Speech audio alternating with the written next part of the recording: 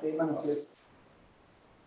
Porque ustedes saben que el sistema nervioso es el órgano más vital del organismo. Una infección a nivel del sistema nervioso es diferente a nivel de otros órganos. Primero agradecer, ¿no es cierto?, al doctor Carlos González, al doctor Manuel Quesada, a la doctora Cecilia Jara, el doctor Martín Fumarola y el doctor Joaquín Secales Gicoma de la Universidad de Barcelona, porque algunas imágenes que voy a mostrar ellos me las cedieron para poder presentarlas. Bueno, este es el temario. Ahí al fondo tenemos, ¿no es cierto?, una neurona, y la parte naranja corresponde al citoesquelético de la neurona, y lo verde corresponde a las prolongaciones artocitarias. Vamos a ver algo sobre la anatomía. Siento con el doctor Olivares, no sé qué tema. Las malformaciones, las neuronas, las células de glía, algunas recuerdo, enfermedades metabólicas y nutricionales.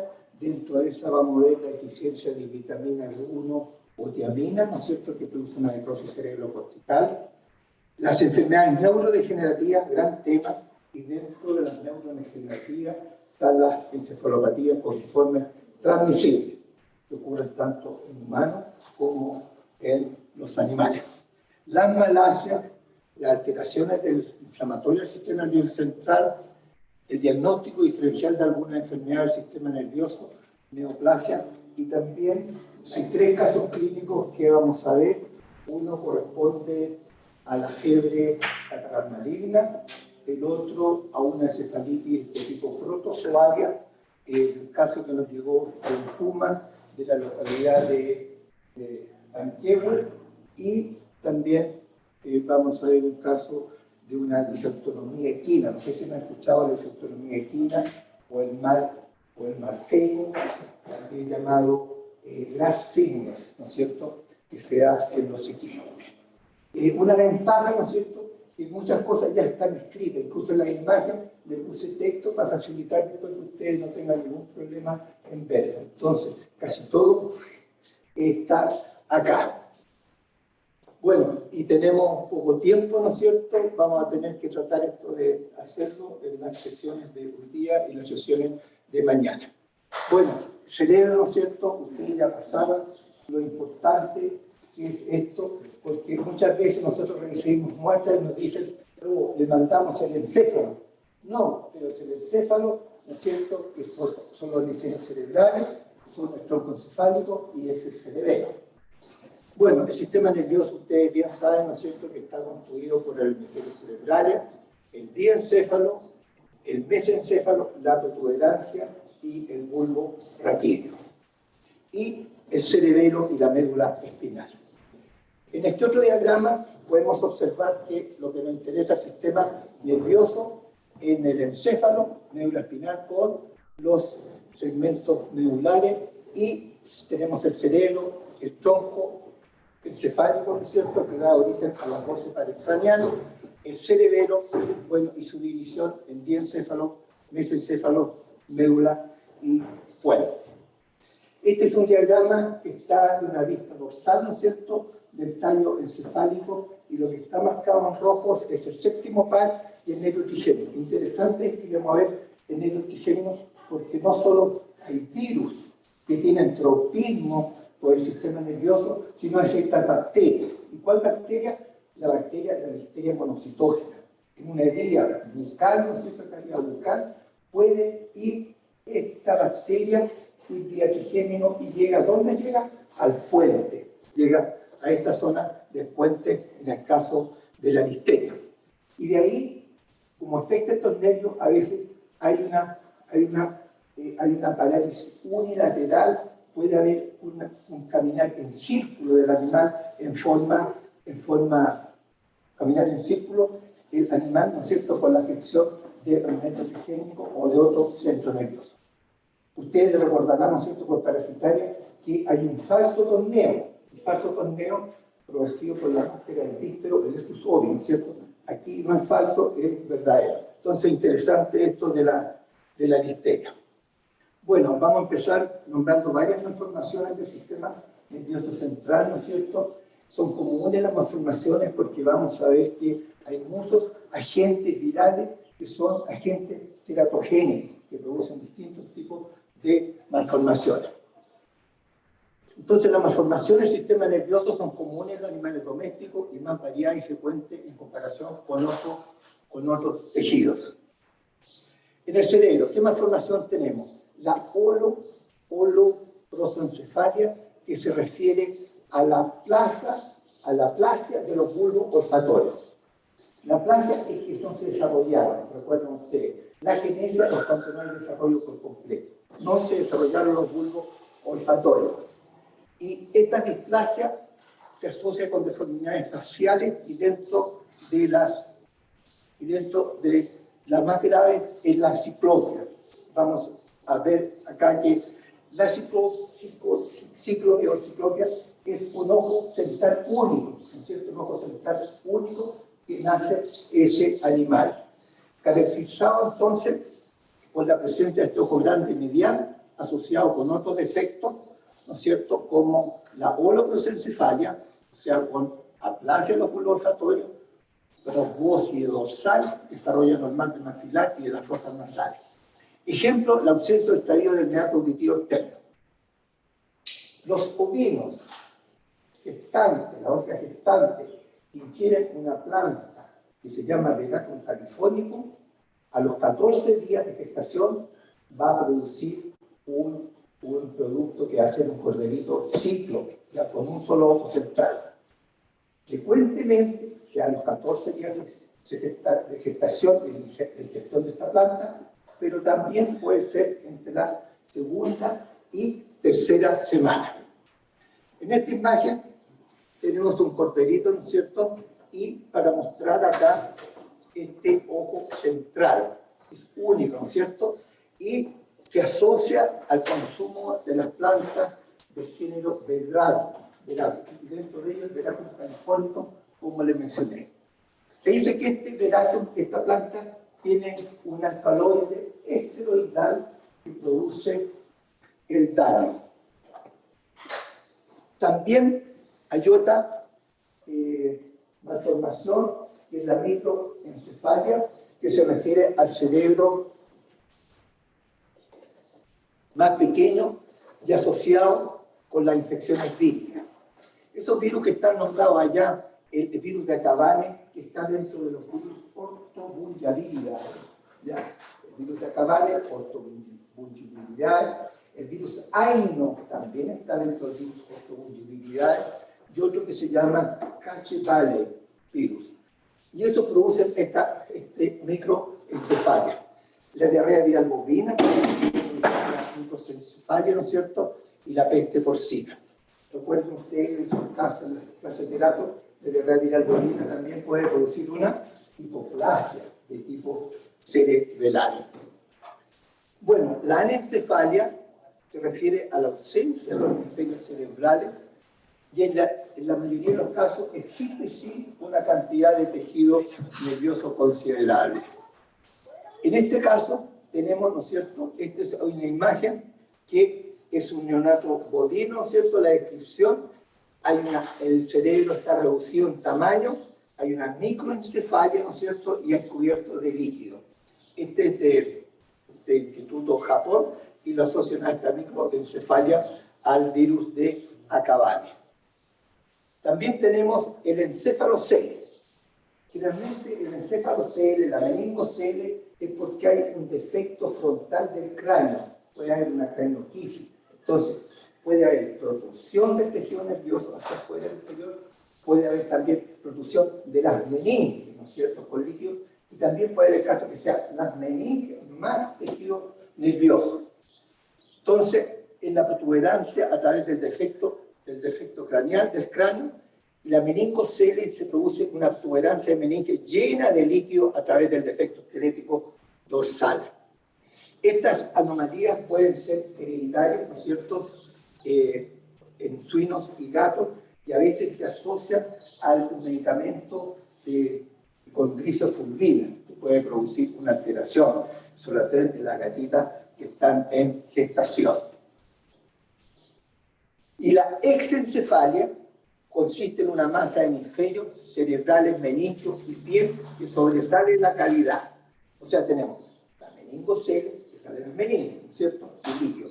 Y la exencefalia sale tejido cerebral, ¿no es cierto? Y más meninges que salen de la cavidad por esta alteración central. También hay otro término que lo producen varios virus que vamos a ver, que es la hidranencefalia. Hidranencefalia, que es ausencia de las masas encefálicas de los hemisferios cerebrales, que pueden ser parcial o total, ¿no es cierto? Por la formación de sacos membranosos. Un animal que tenga hidroencefalia, ¿no es cierto? Hay signos clínicos como una pérdida extensa de tejido cerebral, hay letargia, andar en círculo, presiona la cabeza contra obstáculos, como para aliviar, ¿no es cierto?, esta molestia que tiene el animal. Y esta hidranencefalia, o ausencia completa o parcial de los hemisferios cerebrales, se dan en terneros y ovinos en infecciones virales, el virus de la diarrea viral bovina, el virus de Acabane, ¿no es cierto?, y también el virus de la lengua azul.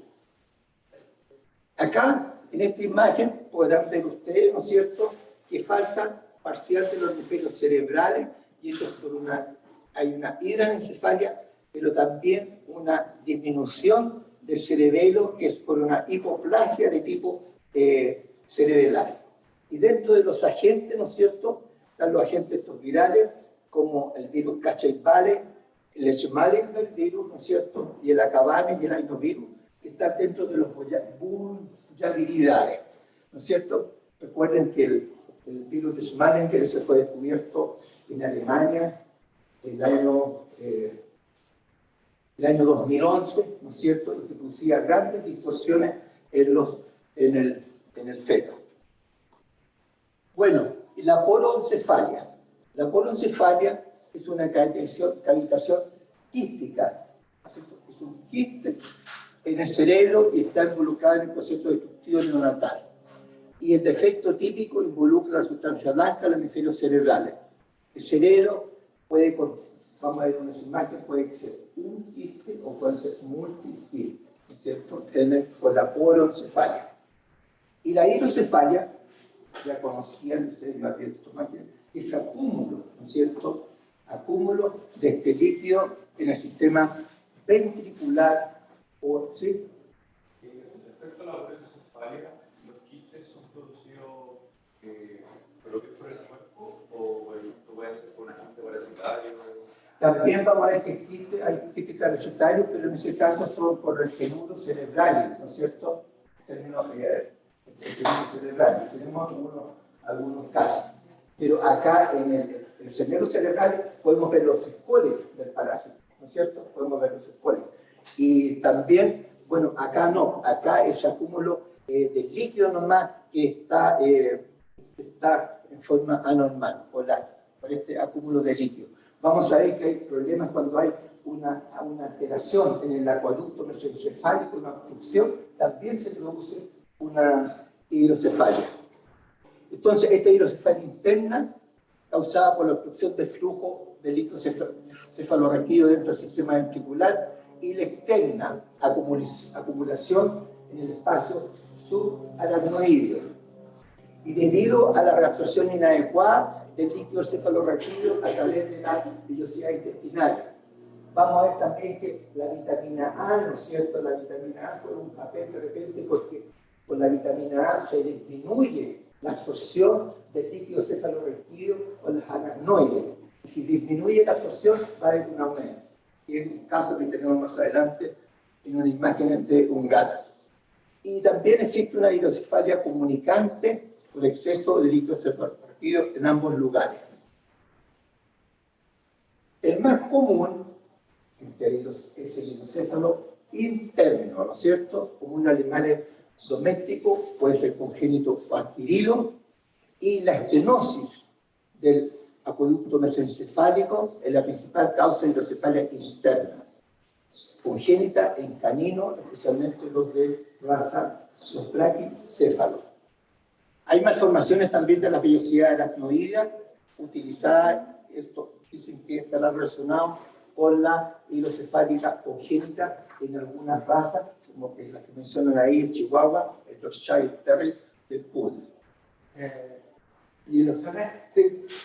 Y en este caso de la hidrocefalia y los braquicéfalos, ¿cómo hay que proceder a causa de nada que contexto la...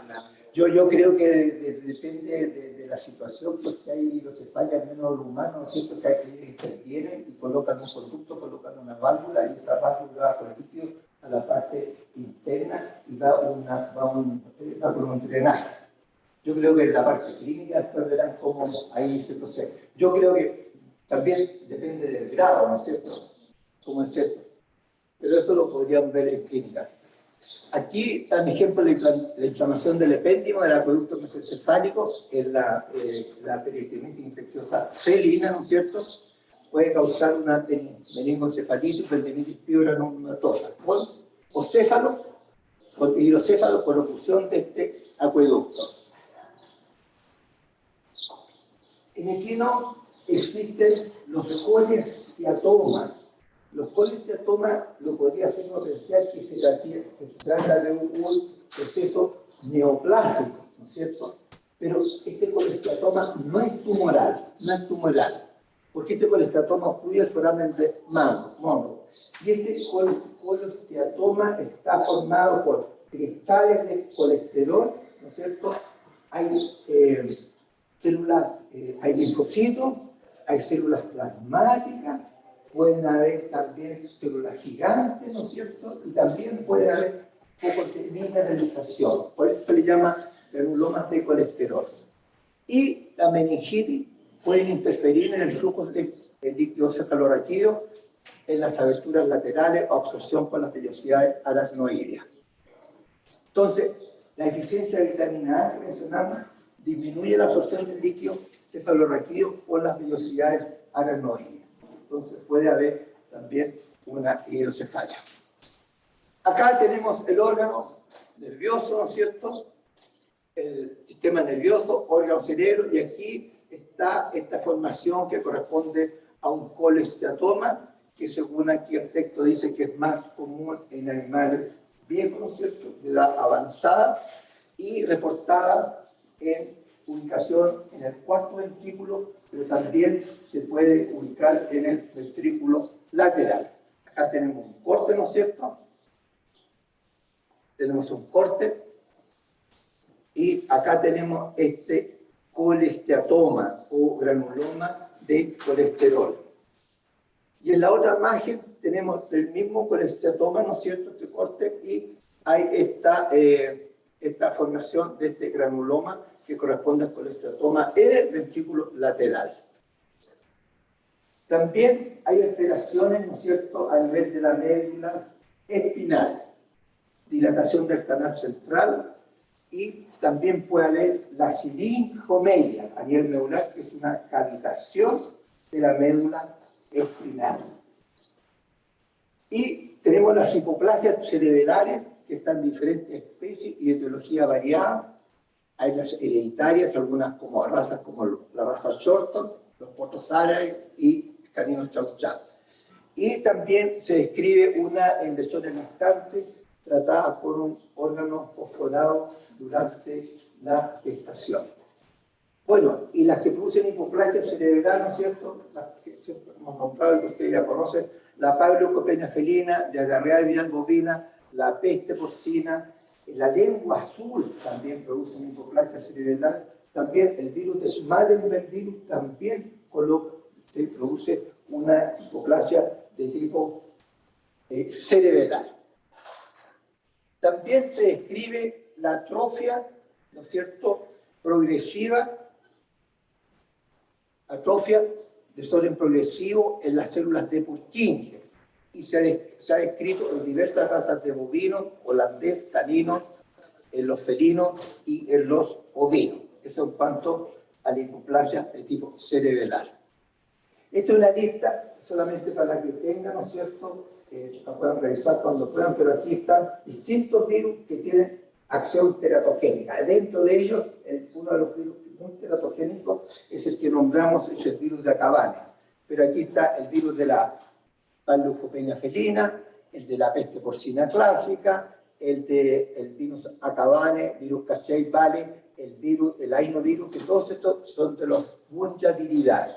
El virus de la lengua azul, que produce una hidrocefalia, pero también produce una hipoplasia cerebral, el virus de la lengua azul. Entonces, en esta tabla la tienen para que la tengan, de los virus, los agentes teratológicos, las especies afectadas y el sistema, las lesiones que pueden producir a nivel del sistema nervioso central.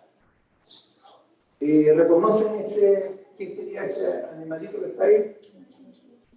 Sí, un cerdito, ¿no es cierto? Porque aquí tiene su trompa.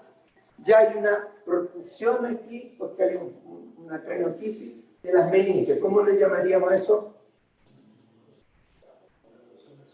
¿No es cierto? Protrusión solamente de las meninges, meningocele, de un porcino. Acá tenemos una cránea, ¿no es cierto? Y tenemos una encefalocele. Ha salido material por esta lesión frontal del cráneo.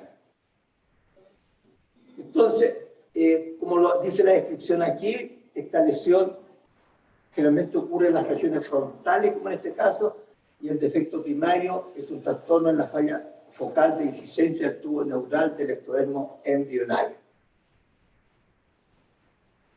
En esta otra imagen, aquí hay una producción de la meninge. ¿Cómo llamaríamos acá? ¿Colegio? Ya lo mencionamos. Bien, meningocele. Y si pueden ver este corte, ¿no es cierto?, aquí transversal, los de atrás, aquí tenemos el corte del encéfalo, ¿no es cierto?, aquí tenemos parte del tallo del tronco encefálico, y aquí hay protrusión de las meninges, que corresponde a la meningocele. La foto superior derecha, eso hay una lesión, ¿no es cierto?, una falta de cierre a nivel lumbar, y eso corresponde a una espina bífida, ¿no es cierto?, la imagen superior derecha. Meningocele. En esta imagen, para mostrar que la flecha indica que hay una espina bífida, ¿no es cierto?, una espina bífida. Y la espina bífida puede ser oculta. Y esta otra imagen que podemos ver acá, ven que ustedes faltan los arcos vertebrales, ¿no es cierto?, faltan los arcos vertebrales, pero hay una depresión, pero no hay otro cambio, es una espina bífida oculta. En esta otra imagen, ¿ya?, faltan los arcos vertebrales, ahora es puntero, ¿ya?, pero hay una protrusión solo de las meninges. Entonces ahí hablamos de meningocele. Y en esta otra imagen, lo mismo que la anterior, sin estos arcos vertebrales, hay una protrusión de las meninges más la médula espinal. Entonces hablamos de una mielomeningocele. Entonces, lo que dijimos está escrito ahí para que lo puedan revisar posteriormente. Esta es una siringiomelia. Siringiomelia es una cavitación de la médula espinal. En la foto de la derecha hay un corte de hematoxilina y eosina para ver el canal central y esta cavitación, un corte transversal teñido con hematoxilina y eosina. Estas líneas que están acá, son solamente artefactos de técnica cuando se hizo el procedimiento histológico. Se cortó el micrótomo y se colocó en este baño de flotación que está a unos 42 grados, no se estiró completamente el tejido y quedaron entonces estas linecitas que son artefactos de técnica. Pero esta es la cavitación que se denomina siringiomelia. Después, ternero, ¿qué le notan a este ternero ustedes? Los que están más cerca lo pueden ver más. Yo debo estar mucho medio. Hacia el lado. Sí, tiene la cabeza y también se fija el apoyo, está separado. Están separados los miembros. Entonces, este correspondía a un caso de una diarrea viral bovina y en que acá tenemos los encéfalos para mencionar que este encéfalo, ¿no es cierto?, porque están los hemisferios cerebrales, el cerebelo, el troposefálico, el encéfalo. Este cerebelo, comparado con este, es de menor tamaño, entonces hay una hipoplasia cerebelar. La foto inferior, ya, si uno ve la relación tamaño cerebelo con los hemisferios cerebrales, ve que los hemisferios cerebrales están más disminuidos y corresponde eso a una atrofia cerebral. Ya, hipoplasia, bueno, ya lo dice el nombre, hipoplasia no sé si atrás se ve, pero están los hemisferios cerebrales, ¿no es cierto? Y está que, en los casos, el cerebelo, ¿no es cierto?, está disminuido, entonces una hipoplasia cerebral en el tendero. Aquí recuerden ustedes que hay otras estructuras, cuando veamos cómo sacar el encéfalo, están los cóndilos del occipital. Otra imagen en que nos muestra los hemisferios cerebrales y este cerebelo que no alcanzó su tamaño normal, que corresponde también a una hipoplasia de tipo cerebelar. Y una vista lateral, ¿no es cierto?, del lado derecho, ¿no es cierto?, porque para acá está la parte craneal, caudal, y también corresponde a una hipoplasia cerebelar. La hipoplasia cerebelar son a veces hallazgos comunes que se dan en algunas especies, efecto congénito común. ¿Y en qué especie, ¿no es cierto?, que hemos mencionado? ¿En qué enfermedades? La panleucopenia, la diarrea viral bovina, la enfermedad de la frontera, el cólera porcino, la lengua azul, el virus de Schmallenberg, también producen una hipoplasia de tipo cerebelar. ¿Ahí le notan algo a este negrito? Sí, hidrocefalia, ¿no es cierto? La cabecita, mire cómo está aumentada, corresponde a la hidrocefalia.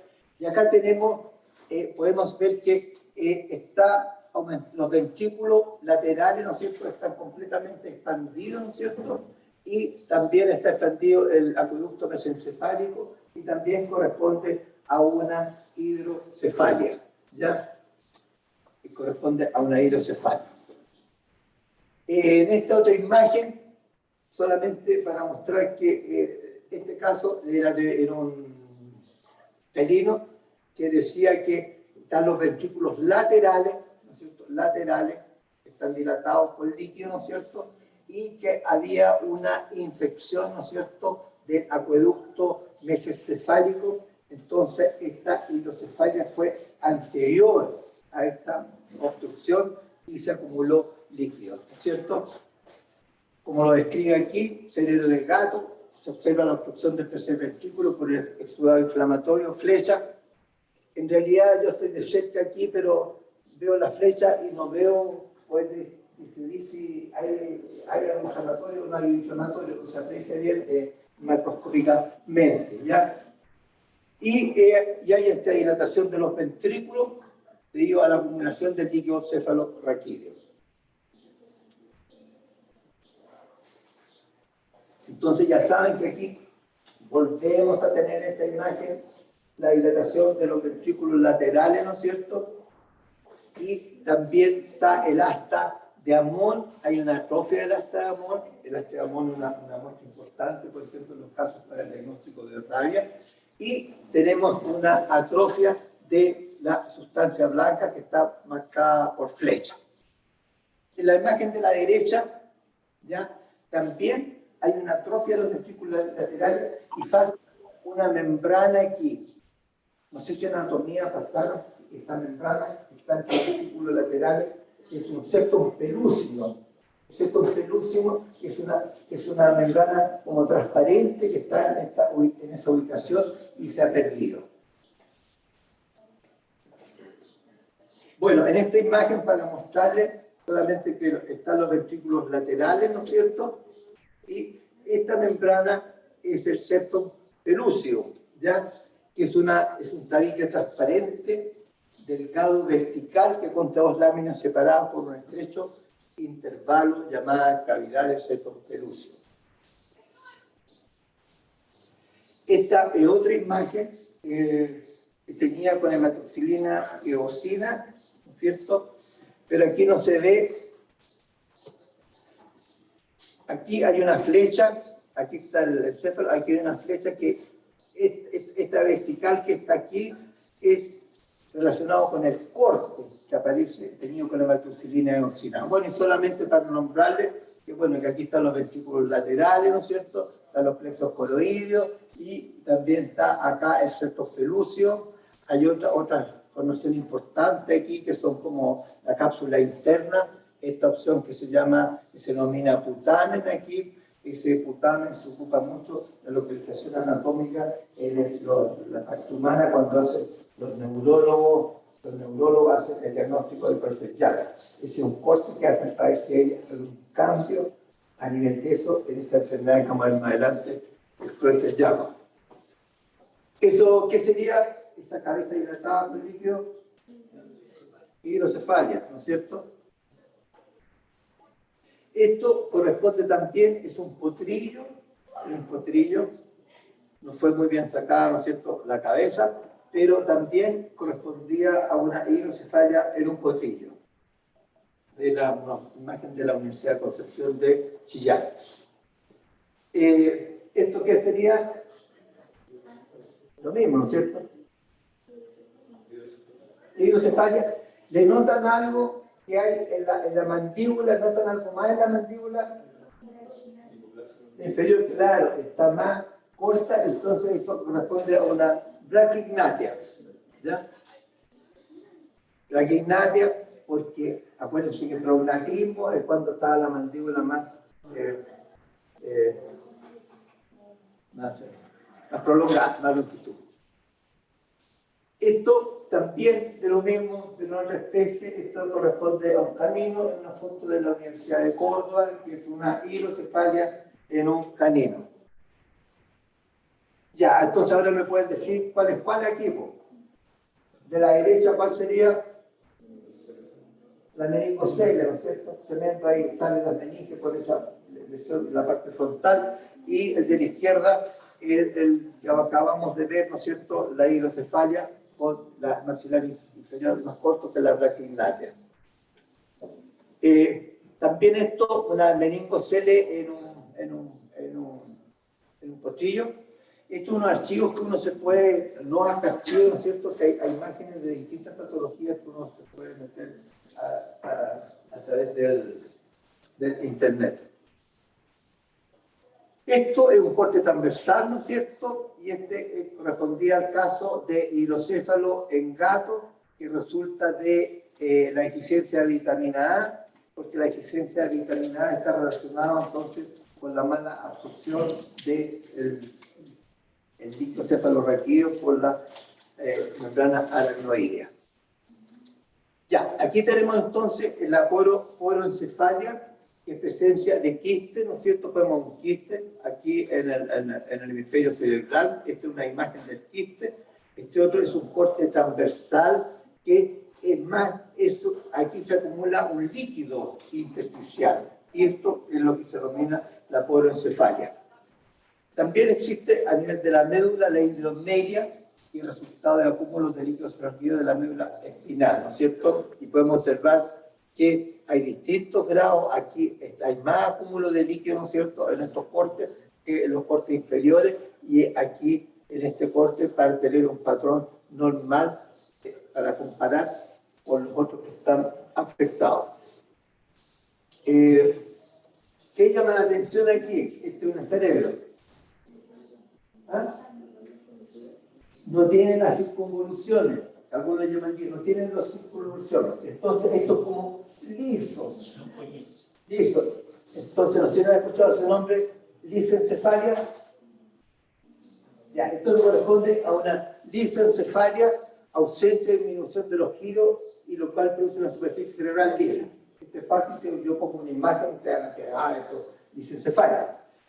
Pero ocurre también que hay una lisencefalia incompleta, ¿ya? Esta es una lisencefalia incompleta, ¿no es cierto? Pero podemos ver que las circunvalaciones están bastante anchas, ¿no es cierto?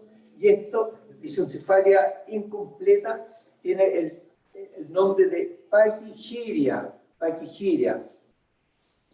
Lisoncefalia incompleta describe un cerebro con pocas circunvoluciones, y las circunvoluciones son anchas y son planas. Este es un caso de un canino. Bueno, importante aquí ahora las meninges, ¿no es cierto? Que tenemos la dura madre, la pía madre y la aracnoide. Vamos a ver después que las inflamaciones de la dura madre se llaman paquimeningitis, las inflamaciones de la aracnoide y la pía madre son las leptomeningitis.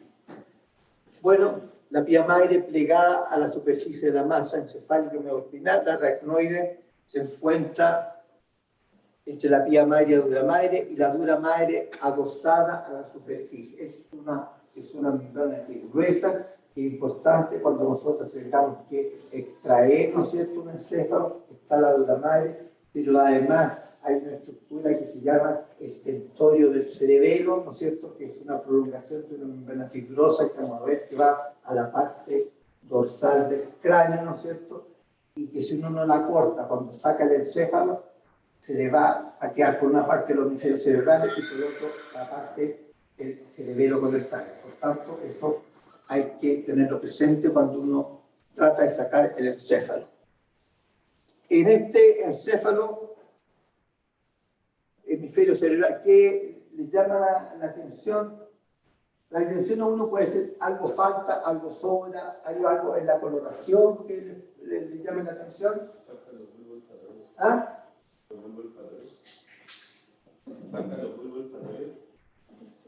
Claro, pero esta es una vista, usted es una vista dorsal, los bulbos olfatorios están por la vista dental. Pero miren este color de arriba, comparado con los de abajo, le llama, con la luz que no sé, le llama la atención. Ahí se ve, está más oscuro, ¿no es cierto? Ese es un pigmento, eso es melanina, que no es patológico, ya es pigmento, que es diferente cuando es patológico en algunos pigmentos, en otras cosas, observaciones como la melanosis. Entonces, esto corresponde a neuromelanina, que a veces observable macroscópicamente, típico de animales de edad avanzada, aunque hay acúmulo en las zonas que se acumulan en forma normal. La sustancia negra se acumula en el locus ceruleus, en el núcleo dorsal del vago y el techo del cuarto ventrículo. ¿Usted ubica en el locus ceruleus? Yo tampoco lo ubicaba, entonces lo busqué porque yo anatomía desde hace muchos años. Entonces, este locus ceruleus está localizado en la región gris central, en la parte dorsal de la protuberancia, o sea, en el puente y bajo el suelo del cuarto ventrículo. Este es el famoso locus. ¿Ya? Esta es una vista ventral. ¿Cuál es tu nombre? Vincent. Vincent. Entonces aquí podemos ver, ¿no es cierto?, que a esta altura estarían los bulbos olfatorios. También esto es una vista ventral, ¿no es cierto?, en que podemos encontrar aquí los nervios ópticos, está el quiasma óptico, aquí está el cuerpo mamilar, ¿no es cierto?, aquí estaría el puente, pero lo que está mostrando esto es este pigmento, ¿no es cierto?, que corresponde a melanina. ¿Y cómo se ve? En las leptomeninges se ve esta neuromelanina, este depósito que es de un color de café marrón. También puede haber acúmulos. En ambas fotos están los somas neuronales y puede haber acúmulos de melanina. ¿Ya? Importante cuando veamos parte inflamatoria son los espacios meningios, ¿no es cierto? ¿Cuáles son los espacios meningios? Tenemos el espacio epidural entre el periósteo del hueso y el conducto vertebral. Ustedes, yo creo que no están escuchando porque tienen un pariente familiar que cuando lo han operado dijeron, ¿qué anestesia le pusieron? No, me pusieron anestesia epidural porque me estaba haciendo una intervención, por ejemplo, podría ser epidural, se usa para varias cosas de las operaciones de próstata, anestesia epidural. No sé, la cesárea también se usa epidural, ¿no es cierto? Para que eviten una anestesia general, yo creo que es conveniente para la mamá y es conveniente para la guagua, pero ahí yo creo que con la epidural no pasa a escuchar, y lo terrible que va a estar muy nervioso, ¿no es cierto? Porque tú estás escuchando lo que están haciendo, es complicado. Ya, entonces está ese espacio epidural, el subdural, que está entre la superficie interna y de la ura madre y la superficie externa de la aracnoide, y el subaracnoideo entre la pía madre y la aracnoide, y el subpial separa la pía madre de la membrana limitante. Una cosa a considerar, el tejido nervioso no tiene tejido conectivo, no tiene fibroblasto, ¿no es cierto? Pero esta meninge sí, hay tejido conectivo laxo, ¿no es cierto? El plexo venoso, aquí en el subdural líquido seroso, en el subaracnoide hay fibroblastos modificados, hay líquido cefalorraquídeo, y en el subpial finos ácidos de colágeno. En este esquema, para que quede más ya simplificado, ¿no es cierto? Yo creo que ustedes lo van a entender. Está entre la dura madre y la aracnoide está el espacio subdural, ¿no es cierto? Entre la aracnoide y la pía madre, el espacio subaracnoide. ¿Y qué importancia viene aquí? Que la prolongación de la pía madre, de la membrana externa de la pía madre, con la adventicia del vaso, ya forma el espacio, los espacios de Wilson-Roy. ¿Lo han escuchado nombrar? ¿No? El espacio de Wilson-Roy. ¿Por qué es importante? Porque cuando vemos las partes inflamatorias, ahí se van a localizar células inflamatorias, que pueden ser de tipo mononuclear, también podrían ser neutrófilos, también podrían ser eosinófilos. Entonces, sucede que en este espacio, ¿no es cierto? En este espacio, en este espacio ya se van localizando las células, van a estar este infiltrado perivascular, que van a estar las células inflamatorias. ¿Ya? Eso es importante porque nosotros tenemos que, ante un posible diagnóstico de la enfermedad viral bacteriana, vamos a tener qué tipo de células están ahí en este espacio perivascular. Que el espacio o espacio de Wilson-Roy, que no viene a ser más que la prolongación de la pía madre aquí con su capa externa, con la adventicia del vaso, y se localizan las células de tipo inflamatorio. Esto solamente para que les quede, es lo mismo que hemos visto, pero una explicación ya con un monito más bonito, ¿no es cierto?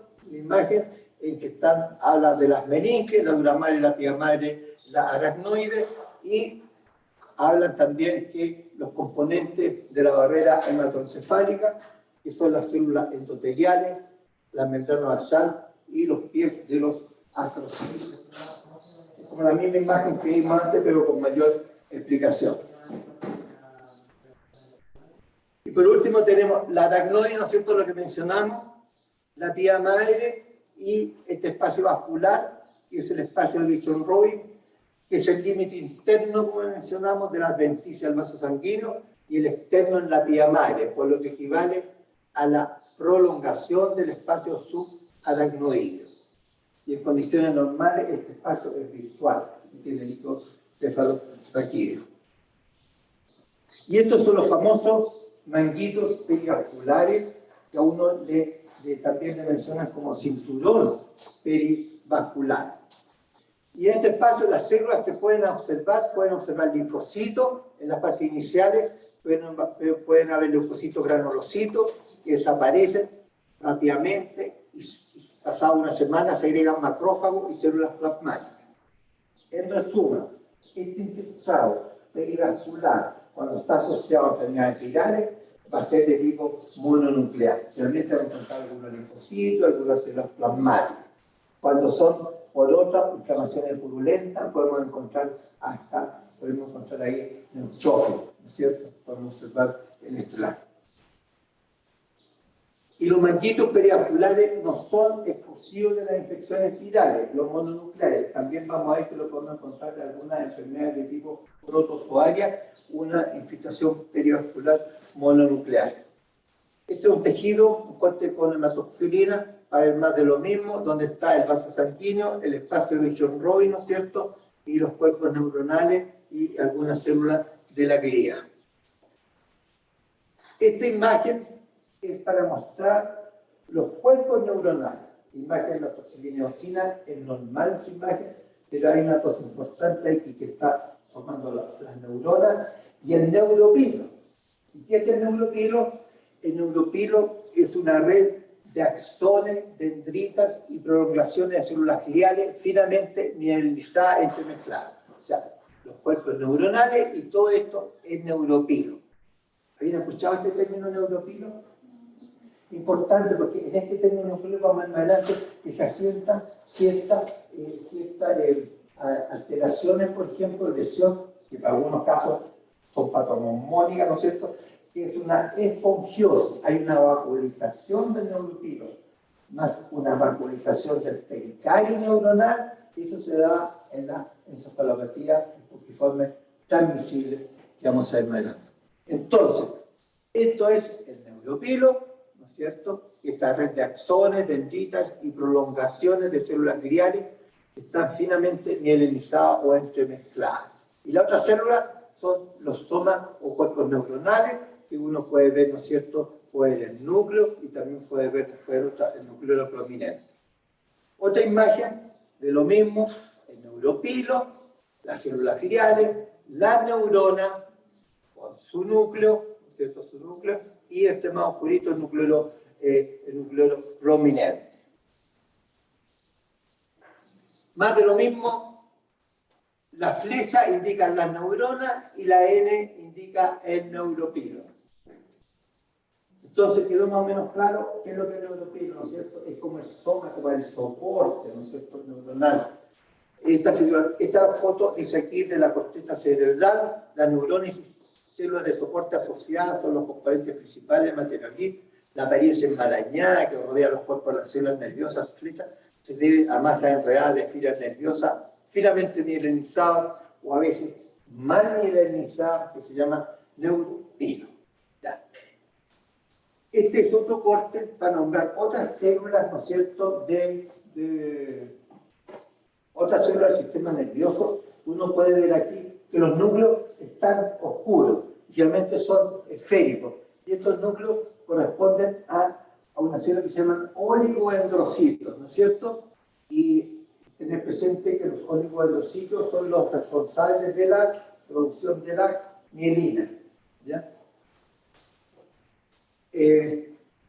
Bueno, vamos a ver algo sobre la neurona, los componentes de la neurona, vamos a ver los astrocitos, la oligodendrolia y la microlia. Ustedes recuerden que la neurona tiene una alta tasa metabólica, ¿no es cierto? Y depende mucho del aporte de oxígeno, ¿no es cierto? Es esencial el aporte de oxígeno y nutrientes para la neurona. Después de un paro cardíaco, la neurona muere, ¿no es cierto?, como a los 6 a 10 minutos. ¿Por qué muere? Porque le falta, ¿no es cierto?, oxígeno. Y las neuronas son más sensibles, ¿no es cierto?, al cambio que la oligodendrolia o otras células de la glía. ¿Ya? Está acá, ¿no es cierto?, que las células del sistema nervioso varían en su susceptibilidad a la injuria a las neuronas, la oligodendrolia, los astrocitos, la microlia y las vasculitis. Las neuronas son las más sensibles a la injuria, mientras que las células guía y otras células son más resistentes. Una neurona, ojalá uno tenga la suerte de haber nacido con buenas neuronas, hasta neuronas, porque con las neuronas uno nace, se muere, ¿no es cierto? Por otro lado, la neurona no se regenera, pero sí se puede regenerar si hay una pérdida, un axón, porque un axón se puede regenerar el axón. Con las que nació uno, pero ustedes nacieron con buena cantidad de neuronas porque tuvieron, ¿no es cierto?, están en esta actividad y postularon a la universidad y quedaron. Ustedes tienen que haber sido estudiosos también cuando los chicos de aquí, 14 estudiosos, acercado a los promedios. Bueno, yo tenía compañeros cuando estudiaba, ¿sabes?, pero con un coeficiente increíble porque ellos no estudiaban nada y se les quedaba todo, y los demás nosotros tenemos que estudiar. Bueno, pasa en un grupo humano. Bueno, este esquema, no sé si, pero va a quedar escrito igual. Aquí mira la sustancia gris, el esquema, y la sustancia blanca.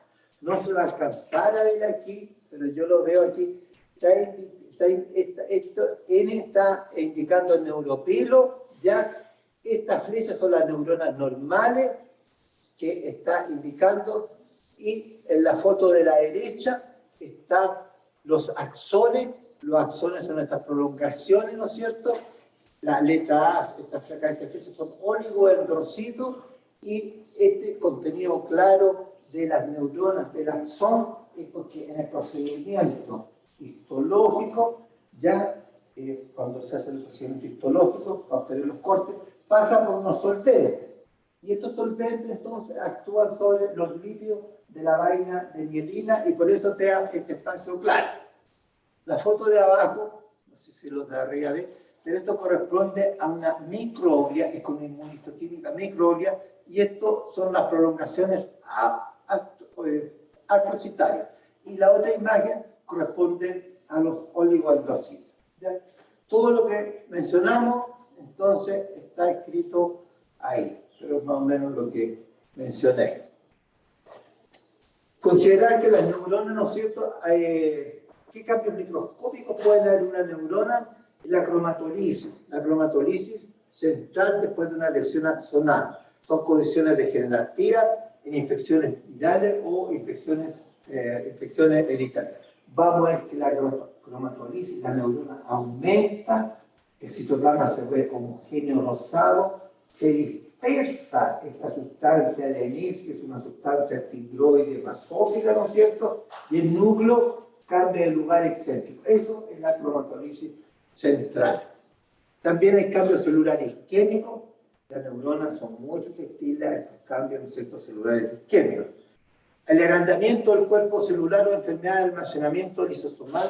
Vamos a ver dos enfermedades, una la gangliosidosis y la manosidosis. Y acumulación de pigmento de lipofruxina en el envejecimiento, acumulación de neurofilamento y formación de cuerpos de inclusión en ciertas enfermedades. Por ejemplo, en el virus de la rabia hay cuerpos de inclusión intracitoplasmáticos, se denominan los cuerpos de Dengue, y en el distemper hay cuerpos de inclusión que pueden ser intranucleares y también pueden ser intracitoplasmáticos. Y también puede haber otro cambio que puede alterar el cuerpo neuronal, es la vacuolización citoplasmática o vacuolización del pericardio, que se da en la encefalopatía epoxiforme transmisible. Bueno, aquí están distintos tipos de células. Acá tenemos la neurona, están los astrocitos, ¿no es cierto? La oligodendroglia, tenemos los astrocitos, la microglia, tenemos las células epidemiarias, las células endoteliales y células plexocorroidales. Todas estas células dentro de la parte del sistema nervioso central. Y para que les quede este cuadro y recordar, porque esto de las funciones lo pasan en fisiopatología, ¿no?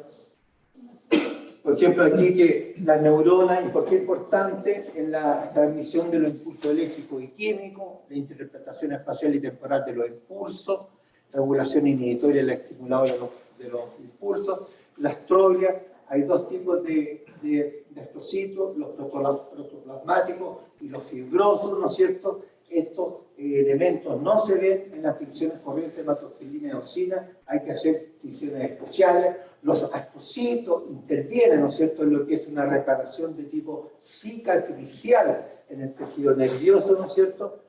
Interviene en la regulación de las concentraciones de neurotransmisores extracelulares, equilibrio líquido y electrolito, en la reparación de las lesiones por proliferación de procesos celulares astrocíticos, soporte y agrupamiento de acciones funcionalmente relacionados, participan en la barrera hematoencefálica, el sistema de barrera, y la oligodendrolia, dijimos que interviene en la mielinización de los axones dentro del sistema nervioso, también en la homeostasis, las células del epéndimo, en el movimiento del líquido cefalorraquídeo, las células epiteliales, en la secreción del líquido cefalorraquídeo, la microglia, en los procesos de inmunovigilancia, inmunoregulación, fagocitosis, ¿no es cierto? Las meninges, también en la amortiguación del líquido cefalorraquídeo, tubaranoideo, los traumatismos craneales, y el endotelio en función de las barreras hematoencefálicas. Y ahí están los componentes de la barrera hematoencefálica, células endoteliales, capilares y la membrana basal y los pies de los astrocitos. Esta imagen, la que tiene la letra, un corte, hematoxilina osina, la A es para mostrar los astrocitos, que tienen un núcleo vesicular y más grande. El oligodendrocito, ¿no es cierto?, es un núcleo más oscuro y más pequeño, en comparación a astrocito, astrocito y astrocito. Y como dijimos, no se puede aquí con estas instrucciones hacer diferenciación entre astrocitos protoplasmáticos y astrocitos fibrosos. Bueno, lo que mencionamos, que los astrocitos aparecen como núcleos ovoides, desnudos en sección de HE de rutina y tienen un núcleo más grande y vesicular que los oligodendrocitos, ¿cierto? Un poco más grande. Y se pueden estar los astrocitos fibrosos y protoplasmáticos, y con la extracción de rutina no se ven, a menos que sea una tinción especial. Solamente breve, vamos a mostrar esto, porque aquí tenemos, esta es la pía madre, ya, estos más amarillos son las neuronas,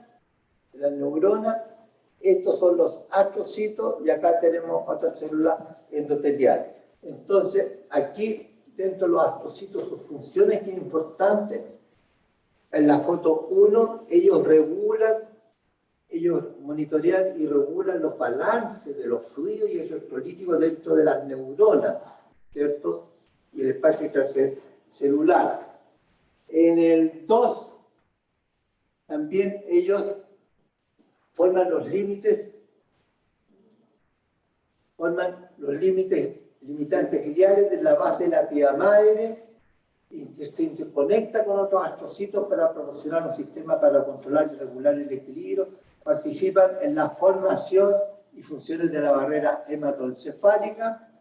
Además, ellos participan en el apoyo de los tractos axónicos, ya posteriormente relacionados, controlan y eliminan la liberación excesiva de neurotransmisores, protegen ya en los nódulos de Rambier. Y participan en la barrera hematoencefálica, y lo otro importante que actúan como una célula reparadora cicatrizante. En cualquier otro, la población depende del astrocito, que responde aumentando su longitud. Entonces, eso es importante en la cicatrización de tipo astrocitaria, participan estos astrocitos. Bueno, pues ya quedar más cerca cuando están los números, cómo están aquí, cada número corresponde a un astrocito que está cumpliendo ahí una función. La neurona, ¿cómo reaccionan las neuronas, ¿no es cierto?, frente a una lesión? Hay un daño axonal, hay una cromatolisis central y una degeneración valeriana, hay una desestructuración del axón y pérdida de la vaina de mielina en esta degeneración valeriana. También la neurona, ¿no es cierto?, reacciona frente a una isquemia, que es importante, ¿no es cierto?, a este cambio opaco-oxígeno. También reacciona frente a la deficiencia de enzimas lisosomales, incrementa el tamaño de la neurona y acúmulo de material citoplasmático. En la manocidosis y alfa-manocidosis, las neuronas van a tener en su citoplasma, ¿no es cierto?, otro componente de acumulación de un material. Incluso podemos observar a veces que hay una microespongiosis. Con la edad, algunas enfermedades degenerativas, acúmulo excesivo de neurofilamento, y en alguna enfermedad empírica, en las neuronas que podemos encontrar, los cuerpos de inclusión citoplasmático, ya intracitoplasmático y o nucleares, de acuerdo al virus que está actuando. Y en la encefalopatía porciforme transmisible es la vaporización. En la encefalopatía porciforme vamos a ver que no hay diagnóstico en vivo. El diagnóstico es a través después de la histología, ¿no es cierto? Y histología que podemos observar. ¿Qué podemos observar? La vaporización de los pericarios, la vaporización de los neuropelos, pero también pulmonar se cayó. Y después vamos a ver que también hay técnicas de apoyo que uno puede hacer. Por ejemplo, de ellos son técnicas que podemos hacer, por ejemplo, técnicas de inmunohistoquímica, sirviendo para el diagnóstico. También se pueden hacer, no sé, técnicas que han escuchado, el inmunoblotting o la inmunotransferencia, otras técnicas que uno puede hacer para el diagnóstico. Bueno, ustedes bien saben, ¿no es cierto?, que la neurona tiene un núcleo central, tiene un nucleolo que es bien prominente y tiene también toda esta sustancia de Nils o tigroide que es basofílica, que esta sustancia se va perdiendo, se va dispersando en el caso de la cromatolisis. Se describen dos formas de cromatolisis, ¿no es cierto?, la central y la periférica. La cromatolisis central se caracteriza por se inflama, ¿no es cierto?, la célula nerviosa, el citoplasma es homogéneo, es de un color rosado, ya hay inflamación del cuerpo de las células nerviosas, dispersión de la sustancia de NIF y desplazamiento periférico del núcleo. Esta reacción se observa con mayor frecuencia en las neuronas después de una lesión en sus axones que se extienden hacia la periferia, pero se puede ver dentro de una lesión en los axones que permanecen dentro del sistema nervioso.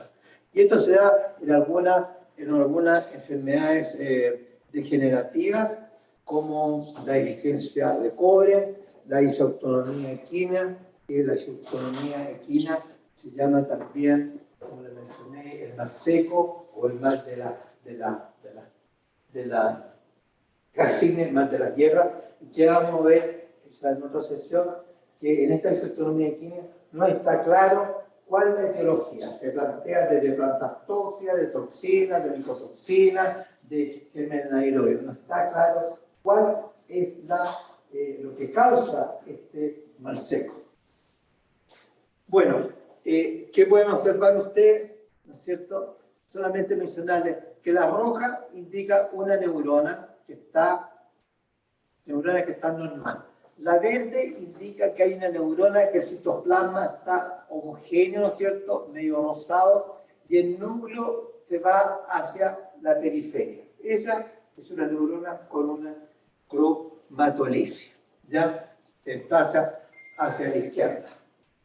En este otro ejemplo, también pueden observar la neurona, ¿no es cierto?, el núcleo, el nucleolo, pero la neurona de al lado, ¿no es cierto?, podemos ver el citoplasma, se ha aumentado, el volumen del citoplasma es un citoplasma homogéneo, se ha dispersado la sustancia de NIR, el núcleo se va a la periferia, y también esta imagen corresponde a una neurona cromatolítica en el núcleo del nervio facial en un caballo con esta enfermedad que se llama disautonomía o mal seco.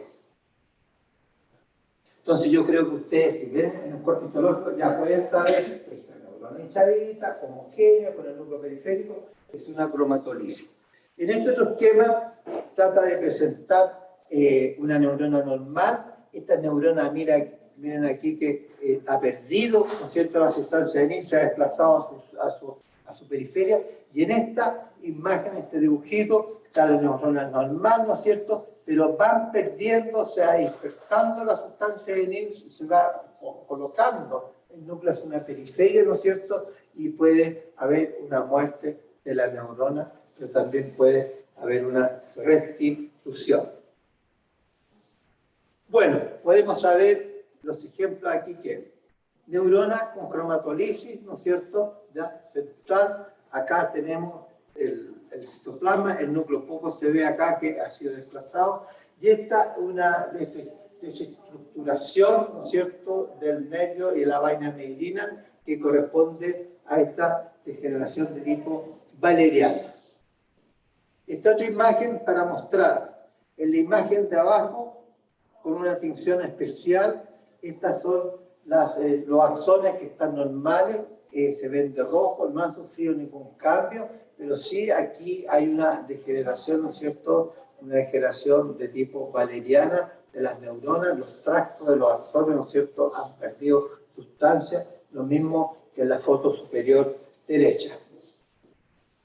Lo de arriba, bueno, la descripción decía un ternero pardo suizo con enfermedad motoneural de degeneración valeriana, corte longitudinal, los axones están fragmentados, ¿no es cierto?, en varias fibras, y en la foto inferior Las vainas de mielina están intactas, se tiñen de color rojo, es una tinción especial, ¿no es cierto? Y las otras fibras están degeneradas. Otro caso de degeneración, si uno ve una preparación, ¿no es cierto? Metoxilina y auxina, vienen estos axones de esta forma. Bueno, eso corresponde entonces a una degeneración de tipo valeriana.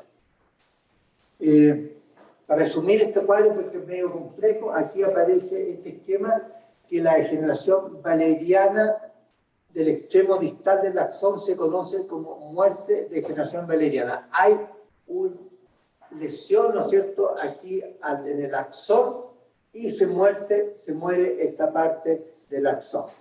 Pero también, y acá lo explica, en la degeneración axonal distal secundaria el daño sobre una neurona, ¿ya? Puede ser una degeneración retrógrada, ¿ya? Cuando se degenera el soma neuronal, ha generado acá el soma neuronal, ¿no es cierto? Y a partir de una lesión axonal. Y puede ser anterógrada, que es más frecuente, si el daño se produce por degeneración del axón. Entonces esa es la retrógrada. Ya. Volvemos acá a la desmielinización. Esta foto está demostrando que aquí, bueno, había un axón y le falta la vaina de mielina y eso se puede observar así desde el punto de vista microscópico. Otros cambios celulares son los cambios celulares isquémicos. Ustedes pueden observar que las neuronas están más, están como más encogidas, ¿no es cierto? Han perdido su angularidad. Y aquí la eficiencia lisosomal, en que se ha aumentado, ¿no es cierto?, un material, que vamos a hacer más adelante, que puede ser por cambio de acidosis o por la eficiencia de otra enzima, en el caso también de la manocidosis. Otros cambios que podemos observar, los acúmulos de lipofucsina, que dijimos ya en los animales más viejos, los cuerpos de inclusión intranucleares, ¿no es cierto? Esto que se puede observar en el distemper, pero más que en el distemper cuando hay que ver la parte de sintomatología, porque la ausencia de un cuerpo de inclusión no indica que la enfermedad no esté, ¿no es cierto? Y esta es una vacuolización, ¿no es cierto? Es una multivacuolización de una neurona en una encefalopatía espongiforme, que podría ser encefalopatía espongiforme del vacuno, la BCE, también el esopado. Encefalopatía espongiforme felina, que se estudió en el año 92, que podría ser también en un felino, eso. Pero lo corriente es que sean vacuolas univaculares, no tanto como multivaculares. Ustedes deben recordar que todo lo que aparece en los libros es lo más característico. Siempre en una publicación se trata de buscar la mejor imagen, ¿no es cierto? Entonces, no siempre uno espere tener la mejor imagen. Esta, para ver los depósitos de lipofucsina, ¿cierto? Que es un pigmento café marrón. Acuérdense que esta lipofucsina es por la peroxidación de los lípidos poliinsaturados. Los astrocitos es la célula más numerosa del sistema nervioso central, células de soporte, están los protoplasmáticos y los fibrosos, y que ya vimos que no se ven en la división corriente, el citoplasma no es visible, y ¿cómo reacciona este astrocito? Este astrocito puede reaccionar con tumefacción e hipertrofia, que se denomina astroglossis, y incremento de los filamentos intermedios, estos filamentos GAP, que es una proteína gliofibrillar ácida, aumenta esta proteína, y en condiciones degenerativas y crónicas pueden estos astrocitos aumentar, ¿no es cierto?, aumentar el tamaño y se denomina hemistocitos. Y la proliferación astrocitaria corresponde a los astrocitos. Mencionamos que los oligodendrocitos que tenían este núcleo, ¿no es cierto?, esférico, este núcleo oscuro, estos oligodendrocitos, ¿no es cierto?, son células mielinizantes, ¿ya?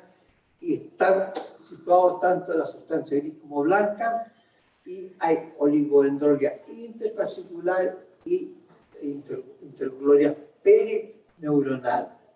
Y recuerden que está el responsable de la mielinización de los axones. ¿Y cómo reaccionan estos oligodendrocitos? Pueden reaccionar frente a una lesión con una hipertrofia, aumento de tamaño, proliferación de la oligodendroglia, y que se llama un proceso de satelitosis.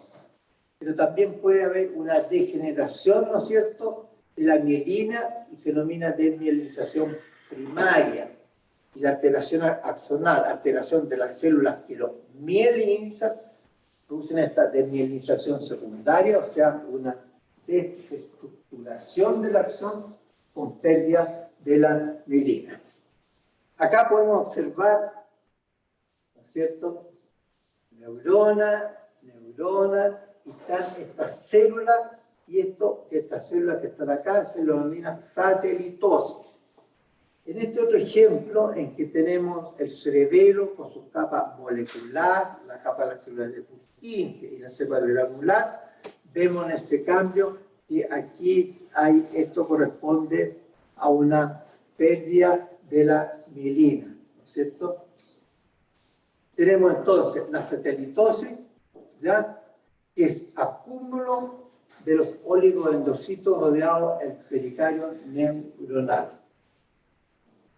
La microglia son los macrófagos del sistema nervioso central, ¿no es cierto?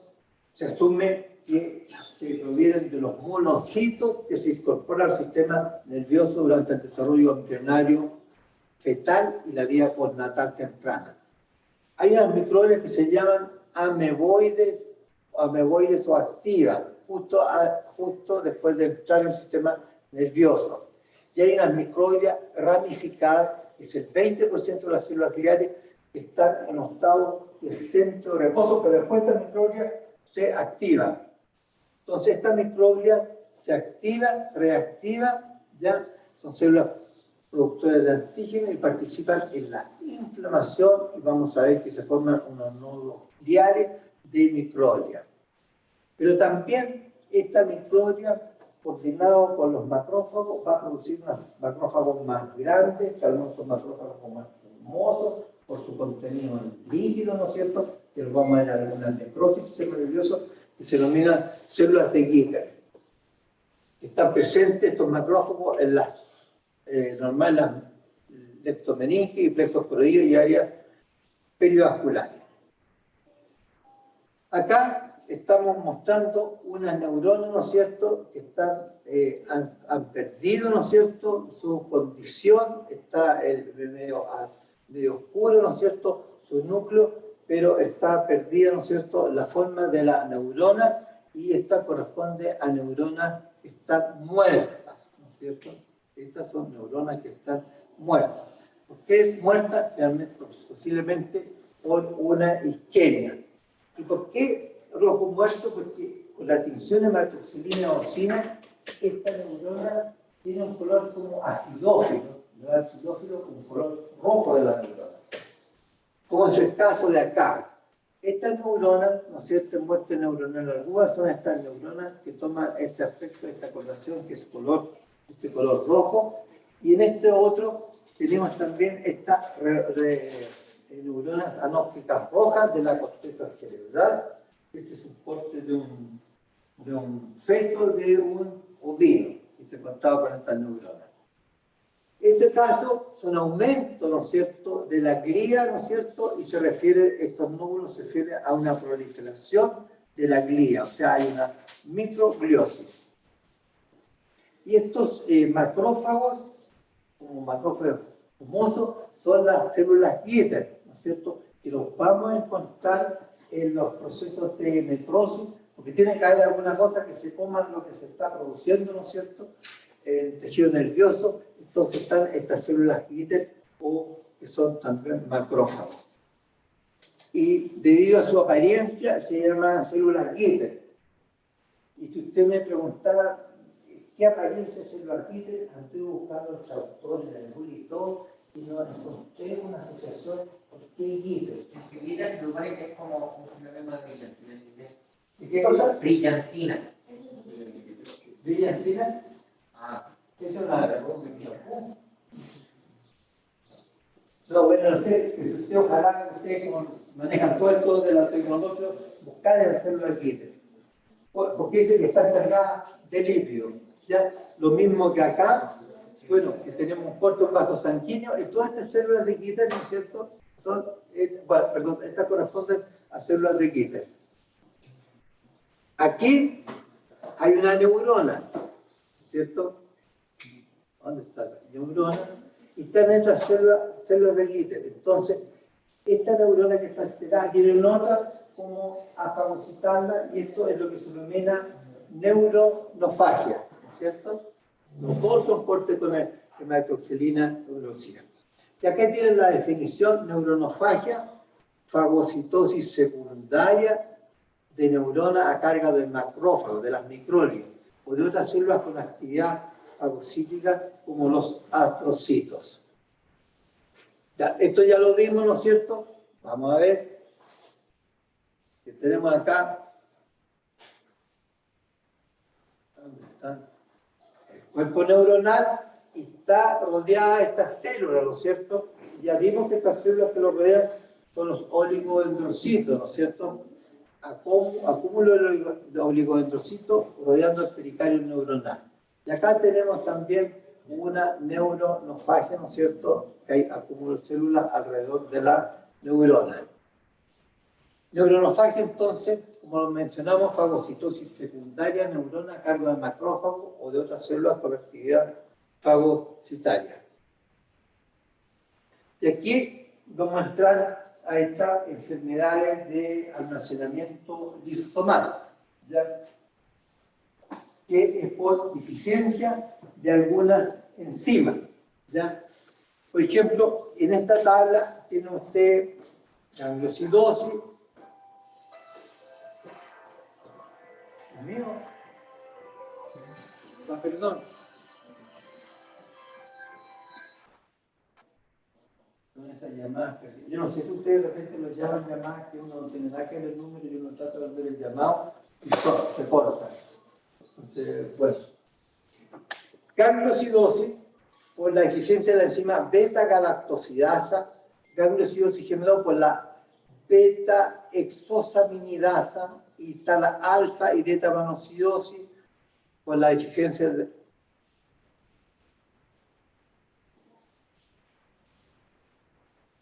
¿Qué pasó? Por la deficiencia de la alfa y beta-manosidasa y la lipofoxinosis, que todavía está desconocido, pero se sabe que es un proceso de peroxidación de los lípidos poliinsaturados. Y esta, donde se acumula en el cerebro, acumulación de las manos en el cerebro. Y acá está la especie afectada: bovino, canino, felino y ovino. Entonces, ¿por qué se produce? Porque hay una sobrecarga de las neuronas, ya es un déficit enzimático congénito. En el caso de la alfa-manosidasa hay almacenamiento de manosa y glucosamina, se llama manosidosis de los bovinos. Esta manosidosis se ha escrito en estos bovinos averdinámbulos, ¿cierto?, que se manifiesta en terneros de 7 a 8 meses de edad con ataxia. Ataxia es una incoordinación, astenia es una debilidad, crecimiento retardado y hidrocéfalo leve. Y la beta-galactosidasa es por acumulación de los esfingolípidos en perros, frisones, gatos. Si se produce acumulación intracitoplasmática con hinchazón neuronal y glial asociada a una desmielinización. En esta foto, ¿no es cierto?, no sé si alcanzan a ver, hay acumulación de este material en el citoplasma, ¿no es cierto?, tanto en esta neurona como en esta otra, que una es de gangliosidosis y la otra manosidosis, y esta foto con una tinción subarnegro para ver el depósito de este material. Y aquí en el cerebelo una célula de Purkinje donde hay un ensanchamiento de los axones y le denominan aquí como a esta célula torpedos axonales. Entonces la A era la gangliosidosis, ¿no es cierto?, por esta acumulación citoplasmática. esta B por alfa-malocidosis, y la C una tinción de litio para ver la acumulación, ¿no es cierto?, de este material, por el sudor negro, y acá lo que mencionamos, este ensanchamiento, y que lo denomina torpeos axonales de las células de Purkinje. ¿Cómo se ve microscópicamente? Que uno ve que las neuronas están hinchadas y hay como microespongiosis en el citoplasma, ¿no es cierto?, por problemas del alfa-malocidosis, tanto en la imagen de la izquierda como en la imagen de la derecha.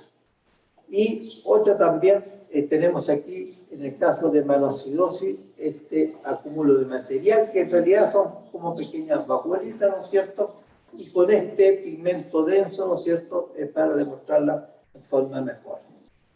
Bueno, y siempre hay una tabla, si ustedes pueden consultar, ¿no es cierto?, eso es para si quieren otra cosa más, está la gangliosidosis, está la enfermedad, el producto de almacenamiento, la deficiencia de enzimas, y está las especies afectadas, y también acá están las razas que se ven afectadas por este almacenamiento de forma lisosomal. Bueno, y con las deficiencias nutricionales, vamos a ver que hay una deficiencia, vamos a ver la deficiencia de vitamina A, vamos a ver también la deficiencia de vitamina E y selenio, que produce una encefalomalacia en los pollitos de 2 a 3 semanas de edad. Pero la deficiencia de vitamina A está relacionada con la visión, ¿no es cierto? Puede haber ceguera, disminución del apetito, apetito disminuido, crecimiento retardado, cialorrea. Cialorrea es una salivación, ¿no es cierto? Y disminución de los índices reproductivos, el lechón es balanceo, andar incortinado, hay una debilidad muscular, ¿no es cierto?, y debilidad, ¿no es cierto?, de los 4 miembros, que corresponde a la tetraplegia. La deficiencia de vitamina A afecta la síntesis de la rodopsina, ¿ya?, que es un pigmento fotosensible esencial para la adaptación al oscuro. Entonces ahí puede haber una ceguera nocturna. Alteración del crecimiento óseo, inhibiendo la reabsorción y remodelación de los osteoclastos, especialmente la remodelación del canal óptico, causando estenosis progresiva y compresión del nervio óptico. También se describe que hay un engrosamiento de la aracnoide con deposición de glixoaminoglicano, dificultad de la absorción de líquidos por la vellosidad. Mencionamos que la dificultad de la absorción de líquidos por la vellosidad, ¿no es cierto?, no se absorbe el líquido y podría llevar a una hidrocefalia.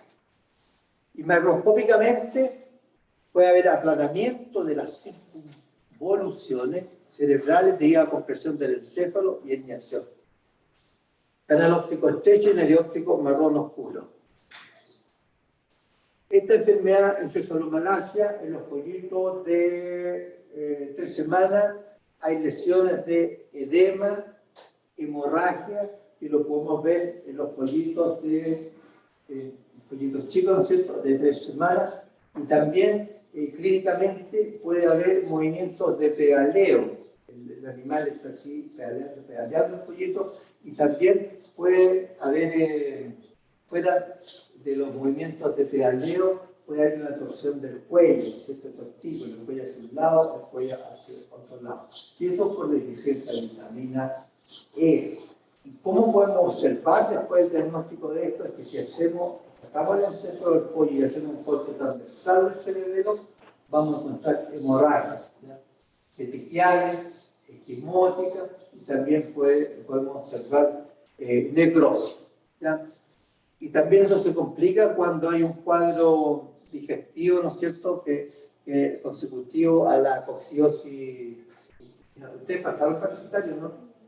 En coccidiosis hay bueno, en los bovinos hay como 3 especies de coccidia, y también hay signos nerviosos con la coccidia, ¿ya?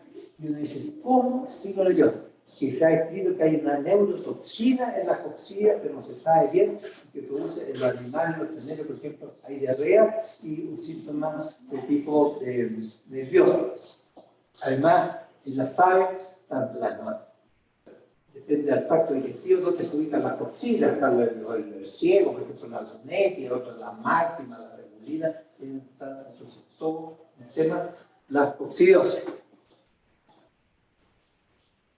Ya. Síntomas, entonces, en estos pollitos hay incoordinación, torsión de la cabeza, hacia atrás o hacia abajo, a veces hacia los lados, incoordinación, contracción y relajación de las piernas, contracción y muerte, y hay este movimiento de pedaleo. Entonces, macroscópicamente, vamos a ver un aplanamiento de las láminas cerebrales, un edema, y estas hemorragias que podemos observar en el cerebelo, ¿no es cierto? Y en casos avanzados podemos observar necrosis. En este esquema, no sé si se alcanzan a ver, pero está tomando con la mano en la cabeza, ha sacado la parte ósea, están los hemisferios cerebrales, el cerebelo, y en el corte del cerebelo, acá podemos observar que hay hemorragia, ¿no es cierto?, de distintos tipos, hay una puntiforme. Y en la histología hay necrosis, hay hemorragia, que está más presente aquí la hemorragia, pero también describen que fuera de la hemorragia se pueden observar trombos. ¿Ya? Entonces, la necrosis isquémica de hemorragia y hay un reblandecimiento. Esto es por la deficiencia de vitamina E y selenio. También se describe la deficiencia de cobre en los recién nacidos, una que se llama Swayback. Y en los animales más grandecitos se llama ataxia enzótica. En cordero, entonces, en la forma congénica, Swayback y ataxia enzótica presentan desarrollo retardado, anemia, la mielopatía en suino, hay también deficiencia de cobre en los suinos, hay problemas en la formación de la elastina en la aorta y arterias pulmonares con posible ruptura. Swayback en corderos nacen con lesiones cerebrales graves, deprimidos, sordos, ciegos, acostados, acompañados de flacidez en miembros, y se describe que los hemisferios cerebrales están achatados, aplanados y hay una cavitación, ¿no es cierto?, simétrica de material blanca periventricular. Los hemisferios cerebrales aplanados, necrosis bilateral y simétrica de sustancia blanca. Si en la ataxia enzótica, los corderos nacen normal y comienzan con ataxia posterior a los 6 meses. La diferencia de este problema de deficiencia de cobre está de Swayback, que son los más jóvenes, y los otros en la ataxia enzótica, que son de mayor edad.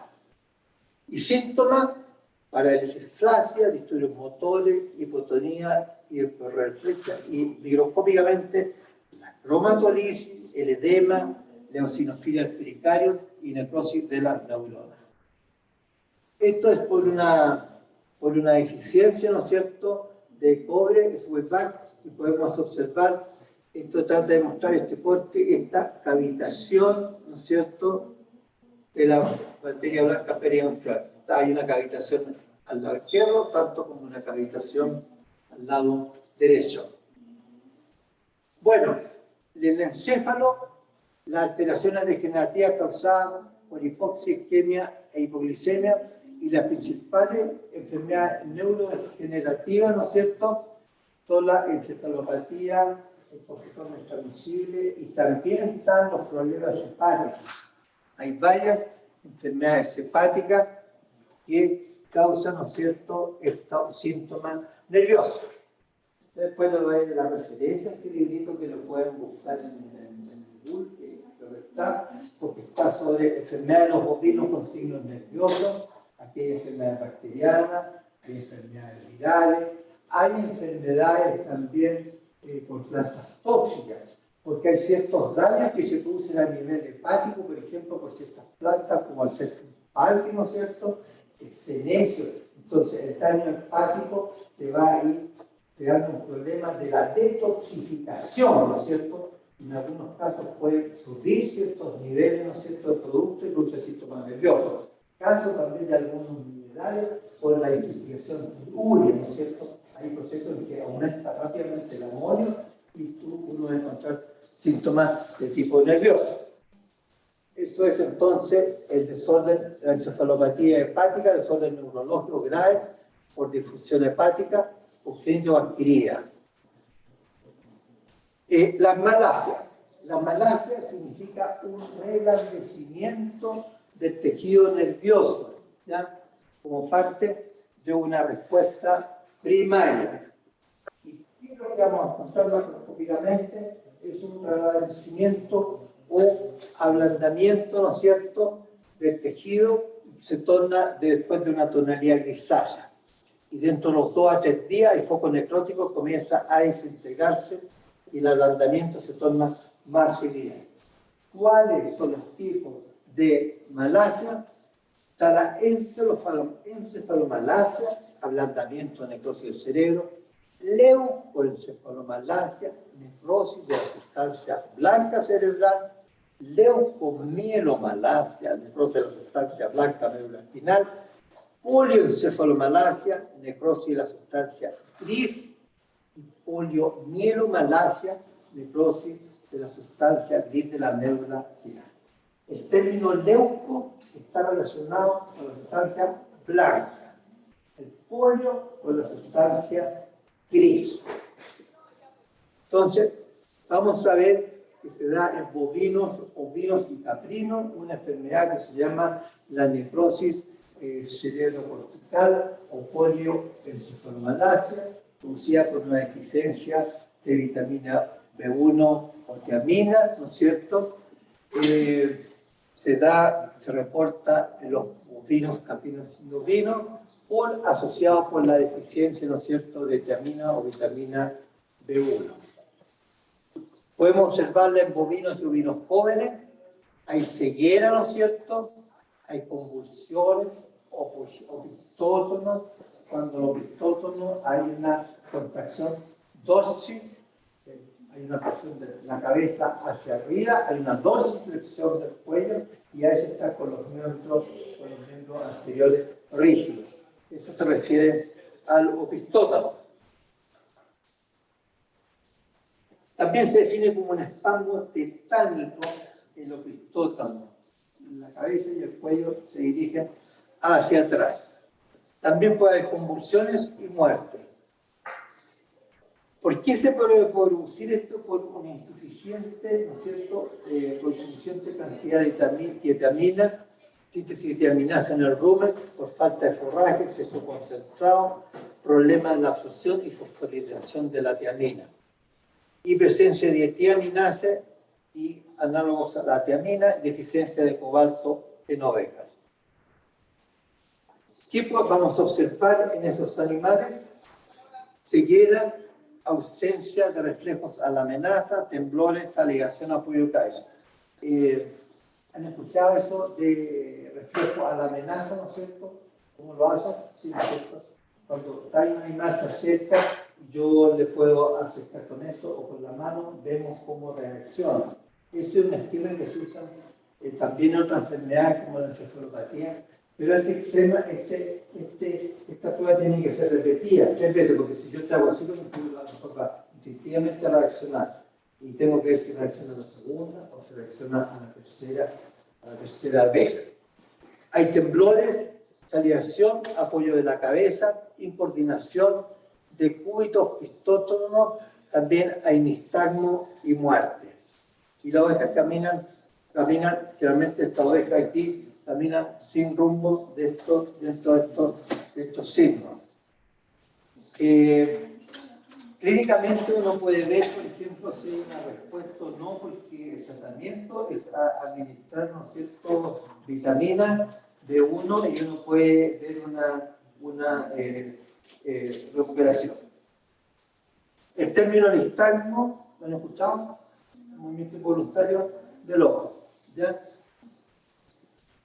¿Qué vamos a encontrar? Un edema cerebral, áreas corticales amarillento-anaranjadas y con la lámpara ultravioleta o la luz de Wood de una longitud de onda de 365 nanómetros nos va a producir una fluorescencia verdosa del tejido nervioso.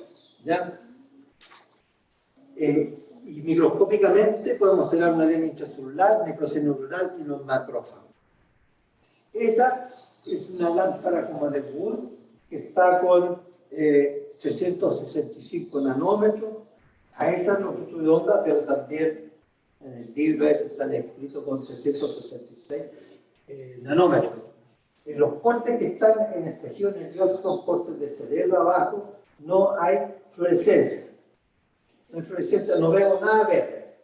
Y lo otro que encontré una vez interesante, porque si a ti te llega una muestra fijada, ¿sabes esto que uno puede hacer a través de una muestra fijada que venía en formalina? Hago los cortes y lo coloco igual a la luz ultravioleta si hay o no fluorescencia. ¿Cierto? Es interesante. ¿Qué más? Y esto, bueno, podemos ver, ¿no es cierto?, que acá está la autofluorescencia y esto se caracteriza, no se ve bien, que hay esta necrosis cortical. Si uno ve este color, ¿no es cierto?, de esta cosa que está medio amarillento, es distinto a en este color que está un poquito más blanquecino. Y la autofluorescencia se da por la presencia de lipófagos, ¿ya?, que son macrófagos que fagocitan el tejido lesionado en las malacias por concentración en su lisosoma de sustancia lipídica. Esa es la explicación que sale en la literatura que esta autofluorescencia. Podemos ver, no sé si se alcanza a ver aquí, pero aquí este color, se fija que un poquito más amarillito que el que está más abajo, ¿ya? ¿Veo, no? ¿Te da la impresión, no? El color de aquí, este es como más amarillito de este color que está abajo o de este color que está acá. No se aprecia muy bien. Pero, y esto es lo que sucede con la lámpara de Gould, que en la misma zona, ¿no es cierto?, se produce esta autofluorescencia verdosa, ya fue verdosa. Y generalmente es bilateral. Otra imagen, ¿no es cierto?, de esta autofluorescencia, y acá, no sé si esto es para mostrar acá, después cuando tengan la presentación, se puede ver que esta zona es la necrosis que se produce, ¿no es cierto?, y esto es con la autofluorescencia, ¿no es cierto?, con la luz ultravioleta. Hay encefalomalacias también que son focal y simétricas. Ustedes han escuchado la enfermedad pasarno-clostridiosis y la enterotoxemia, ¿no? Sí. Hay una cosa muy interesante en la enterotoxemia porque hay una clostridiosis, hay un clostridium toxina éxito. Y qué interesante ahí, no sé si le mencionaron que la tripsina del animalito inhibe la toxina épsilon, ¿ya? Inhibe la toxina épsilon. Pero ¿cuál es lo que sucede?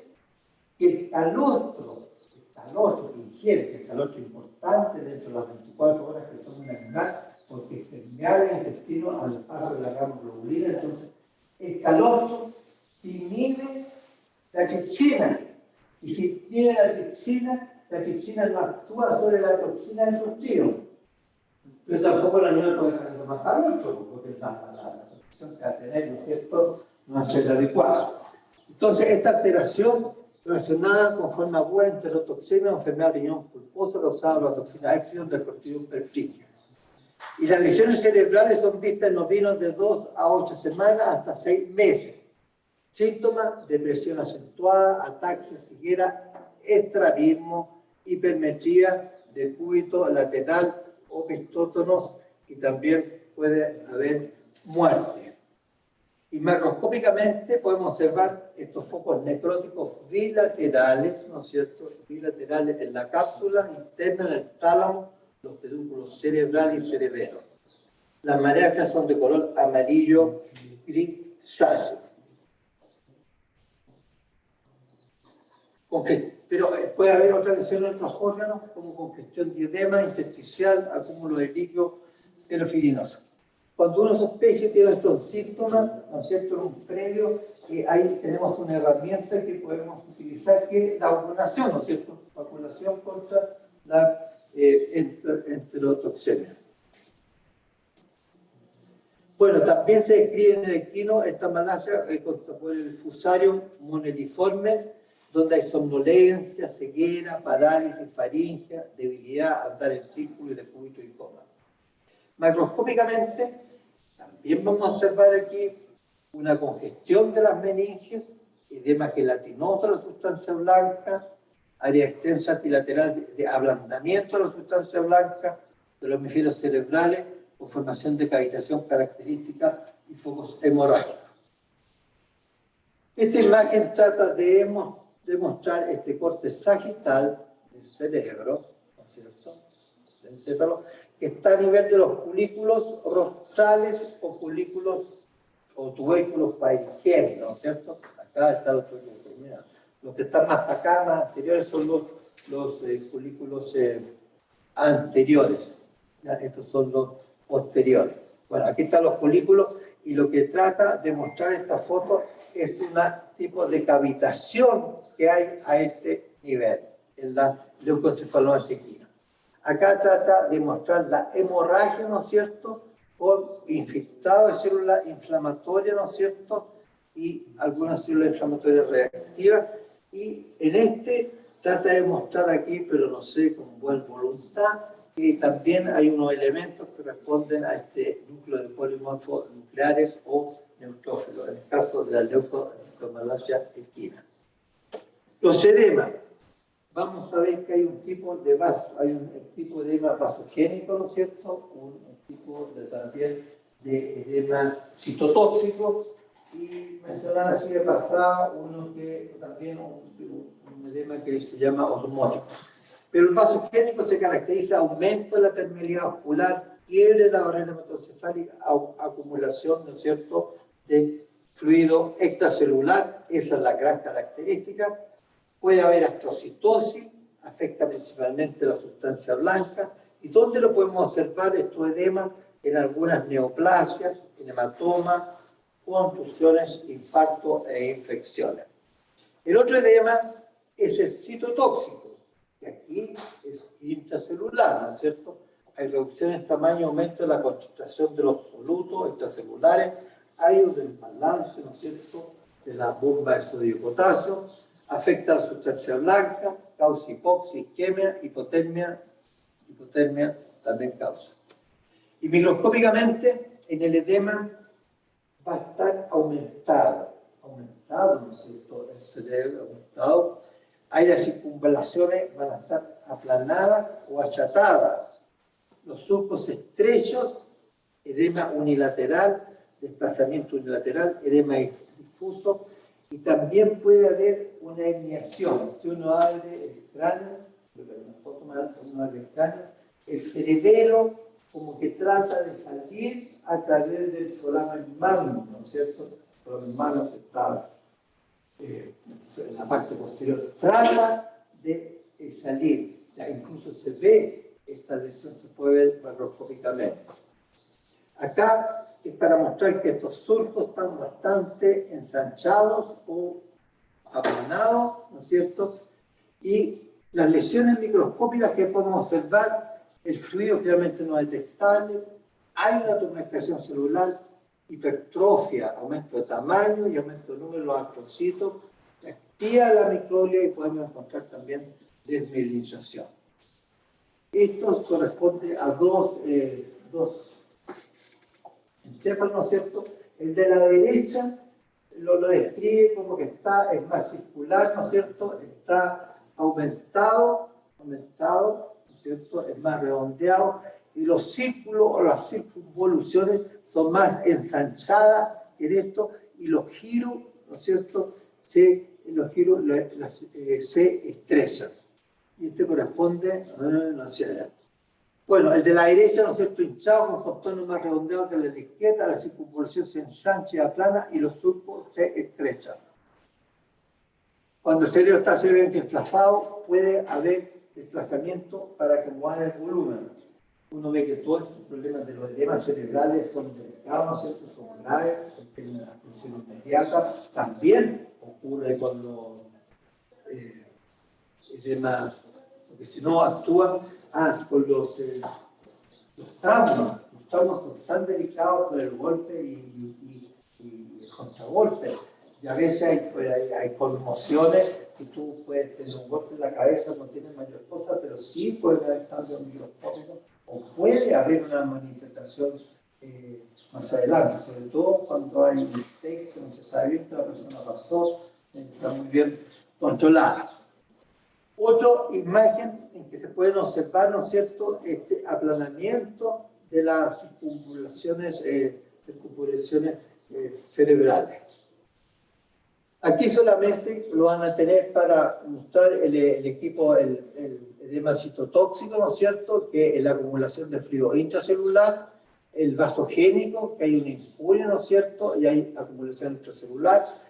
Hay uno hidrostático, ¿no es cierto?, por elevada presión, ¿no es cierto?, en los hidrocéfalos, que hay acumulación también de fluido intracelular, y también por el desbalance osmótico, que hay intracelular e extracelular. Y acá trata de mostrar, ¿no es cierto?, esta imagen, ¿no es cierto?, de un camino en que están las circunvalaciones aplanadas y están achatadas, ¿no es cierto? Y ahí está, el edema está aumentado y trata de pasar a través del proceso hacia el cráneo.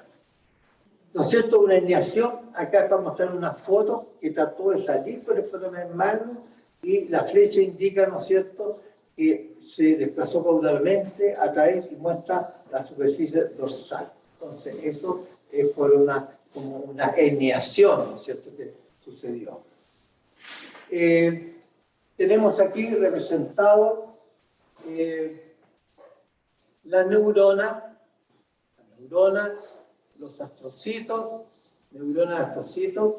ya, y que aquí podemos ver el vaso sanguíneo con sus células endoteliales, y las células endoteliales son rojas, los astrocitos serían estos que les mencioné, ya, y las neuronas serían de color amarillo claro.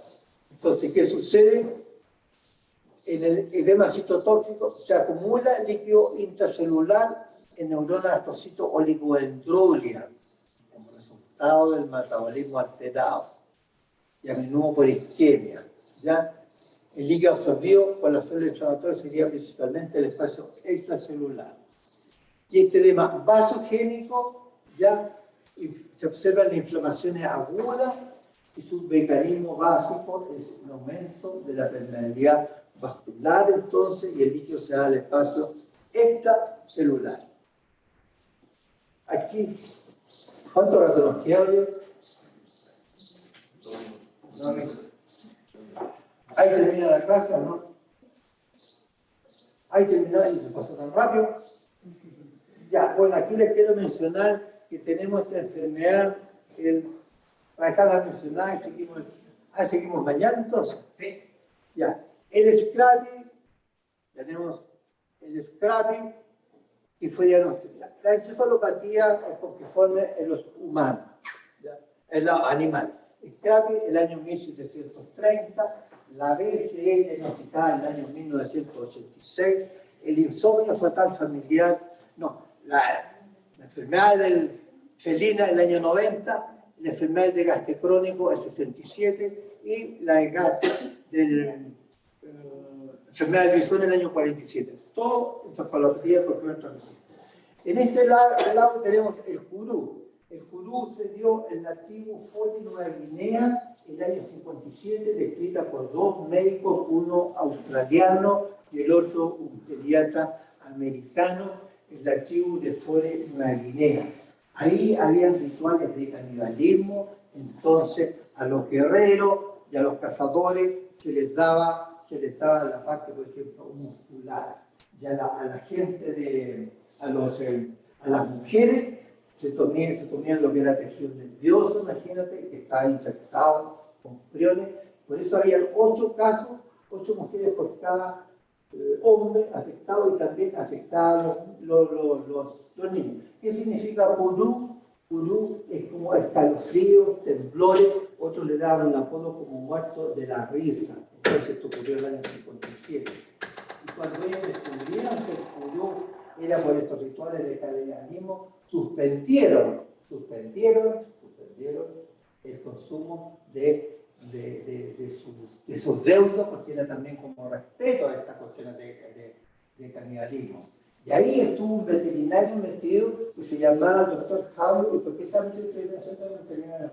Bueno, ¿por qué está? Porque este doctor Howell vio que las lesiones que él veía en el Scrappy, ¿no es cierto? En el Scrappy, o enfermedad del currículum, lumbar eran semejantes a las observaciones que había en el purú. Entonces le dijo a este médico australiano y al pediatra mexicano: cuando hagan sus inoculaciones, ustedes dejen experimentales que la hacían, déjenle mayor tiempo, porque esta enfermedad entre países tiene largo periodo de incubación.